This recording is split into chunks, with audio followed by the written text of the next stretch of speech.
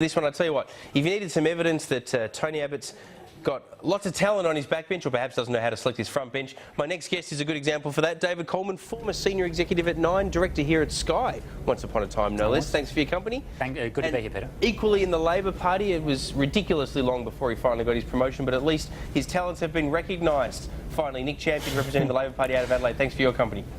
Thanks, Peter. All right, I'm being nice to you both before I get nasty. Let's look at the renewable energy target. I'll start with you, David Coleman. Yeah. You guys promised one thing before the election on this. Simon Birmingham is replete with those quotes in these get-up ads that are running here on Sky News, yet are now doing something quite different with the renewable energy target afterwards. It's a change. You've got to accept that, but it's a justified change, no doubt you'll argue. Oh, Peter, look, I think the situation, the renewable energy target is very clear. We're committed to a 20% renewable energy target, but what's happened is energy consumption has fallen. So the old target effectively represents 27%. And so what we're saying is... But it was the old target that Simon Birmingham was so clear about, and so was the government, but you've decided to change it. Well, look, we've obviously conducted a review in this space, and we've concluded that 20% is absolutely the right target, but a real 20%, not a 20% based on an artificial level of demand that doesn't exist. So what we're saying is make it a real 20%, cut back on the negative impact on critical industries like aluminium that are getting smashed by this, reduce the negative impact on the upward impact on electricity prices of the higher target, and come to a sensible solution. And okay, Labor... So you're justifying the change, but do you at least acknowledge that it is a change? I mean, you're calling it a real 20%, but based on the pre-election rhetoric, it is a change. Oh, Peter, look, I think the key point is that it's 20% of the real demand for electricity. It's 20%. And what we're looking for Labor to do is have a sensible discussion about this and come to a sensible solution. I mean, this has typically been bipartisan. It was the Howard government that introduced the RED, of course, back in 2001. And unfortunately, Labor's sort of, thrown their toys away and said it's all too hard. But what we're asking them to do is work through it in a sensible fashion, and we're still willing to do that. Well, let me get your reaction to that, Nick Champion, because obviously you'll argue that this is a changing of the goalposts or a moving of the goalposts by the government, but nonetheless, the renewable energy target, I mean, if you talk to a lot of people behind the scenes about this, at the end of the day, it does push up energy prices, doesn't it? Well, it doesn't. Even the Warburton review found that it did had a marginal to no impact in the long term on energy prices, and certainly that's when experts look at it, they say it might well drive up energy prices if you get rid of the RET or you lower it. But your point before about this government, about the commitments it made before the election and its actions after the election, this is a government that can't be trusted, and when they do break their promises, they sort of cover it up in this artifice they call it a and real, this spin. They're calling it a real yeah, I know. 20%. But it's ridiculous. Is accurate, but it is a shift. Well, but it's also ridiculous. I mean, they don't come out and say we want to cut it from 41,000 gigawatt hours to 28,000 gigawatt hours. They come out and say, oh, it's a real 20%, to try and sort of con the public. And we see this in so many areas that, people, know this is a government that breaks its word and then spins afterwards, and, we get all this sort of rhetoric out of them. David Coleman, I'll come back to you in a moment. But Nick Champion, just while I've got you there, I mean, do you know how to spot a broken promise when you see one because of the broken promise from 2010 over the no carbon tax?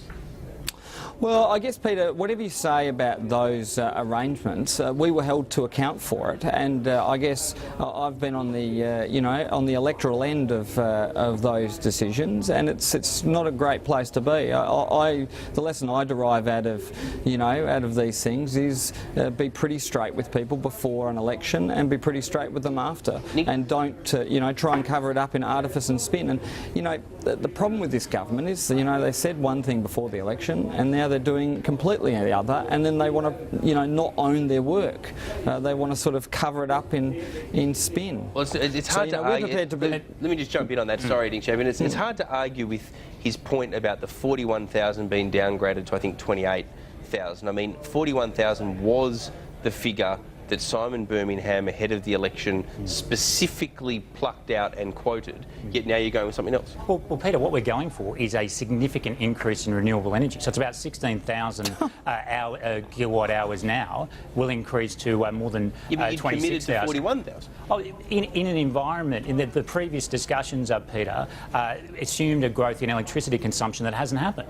And so what we're saying is 20% was the target, 20% is what the target should continue to be, but let's make sure that in pursuing that target, we don't smash industries like aluminium that employ thousands of Australians. What is the Labor answer to that, Nick Champion? I mean, it is true that if you adjust it, you protect those industries to some extent. Well, we offered, as I understand it, press reports say, that we offered we conceded on aluminium, and we were prepared to, lower the target somewhat. Well, then that's just as bad as them, aren't you? I mean, you're both going to break your promises on this one. Well, what we said, Peter, was that we were prepared to be reasonable. But what this government is driven by is, on one hand, these broken promises, and on the other, by a backbench, which are cavemen on climate change, and we're seeing the rest of the world rapidly move to act. We've just recently seen a deal between the US and China to act. Everybody else's economy will slowly be decarbonised, and Australia will be left like a shag on a rock. We'll be left in the same sort of position as Burke and Wills. I'm glad you raised that, Nick Champion. Let me jump in. I want to ask you about that. I want to ask you about this supposed deal between China and the United States. I mean, there's no binding targets. China's going to keep increasing emissions until 2030 under the deal, and the United States says that it will cut up to certain percentages, but there's no minimum base to that. This is a bit of a faux deal, surely. Well, no, because China says that they might actually act earlier. So that's again, the word might. But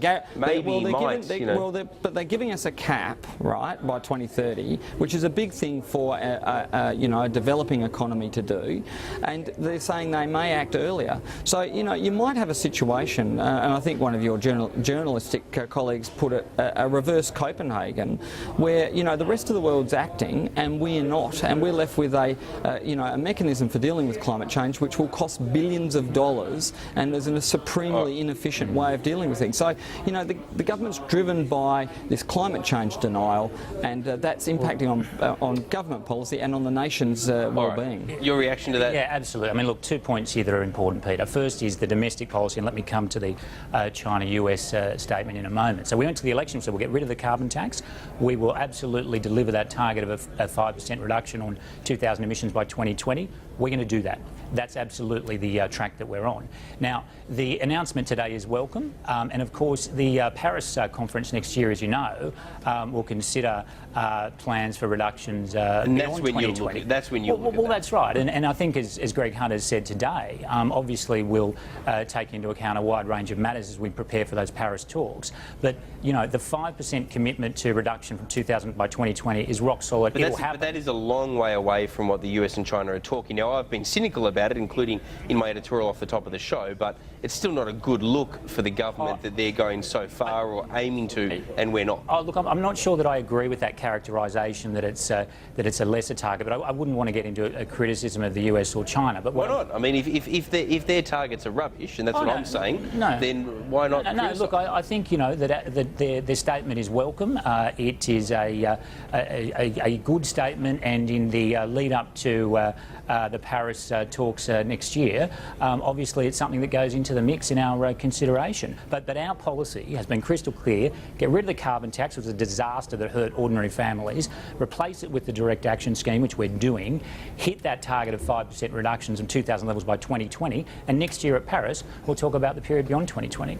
The period beyond 2020, but not $1 more going into direct action, according to Tony Abbott, between now and then. Well, we're very comfortable with the direct action plan. There's a whole very wide range of ways in which it will reduce emissions, and we will absolutely hit that target. And the period after 2020, let's discuss that in the context of the Paris talks next year, where all of the major economies of the world will be represented. Nick Champion, before we run out of time, I just want to get to your portfolio area of health very quickly. Are there any circumstances under which Labor might be prepared to deal with the government on sending a price signal around visiting a doctor, or is that just an absolute no-go area? And if it is the latter, as I suspect it is, do you just deal yourselves out of the debate if the government is able to then start talking to a whole bunch of minor parties, including Clive Palmer? Labor becomes, if you like, a spent force in the negotiation process. Well, no, it doesn't, because we've spent, 30 years defending universal healthcare, and it goes back right back to Chifley. Labor's long believed in universal healthcare, and will believe it at 30 years ago, 20 years ago, 10 years ago, now, and into the future.